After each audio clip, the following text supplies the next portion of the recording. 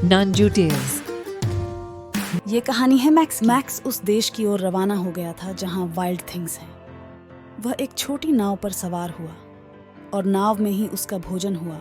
वह व्हेल और शार्क और ऑक्टोपस जो खेलना पसंद करता है और जेलीफिश और ईल और सर पर दौड़ने वाली मछली को पार कर गया, जिस पर कोई भी विश्वास नहीं कर सकता।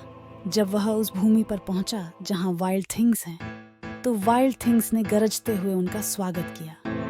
वे तब तक दहाड़ते रहे जब तक कि पेड़ों की चोटियां हिल नहीं गईं। मैक्स सभी जंगली चीजों का राजा था। उसने जंगली फूलों का मुकुट पहना और चट्टानों के सिंहासन पर बैठा। ओह! वाइल्ड थिंग्स ने खुशी से गरजना शुरू कर दिया। उन्होंने गोल गोल घूमकर नृत्य किया और गाना गाया। उन्होंने छलांग लगाई और वे घिरे और वे फ्लॉप हो गए और वे लुढ़क गए। अब मैक्स लंबे समय तक सभी जंगली चीजों का राजा रहा था, लेकिन एक दिन उसे दुख हुआ। वह वहीं रहना चाहता था जहां कोई उससे प्यार करता हो। वहां एक नाव उसका इंतजार कर रही थी।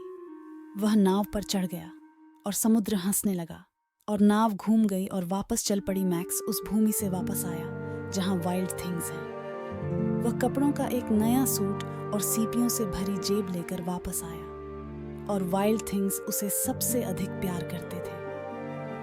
आखिरकार मैक्स अपनी दुनिया में वापस आया और अपने पिता को कसकर गले लगाया। मैक्स बिस्तर पर लेट गया और वह खुश और संतुष्ट है। वह जानता है कि वह अपनी कल्पना में हमेशा जंगली चीजों की भूमि पर लौट सकता है।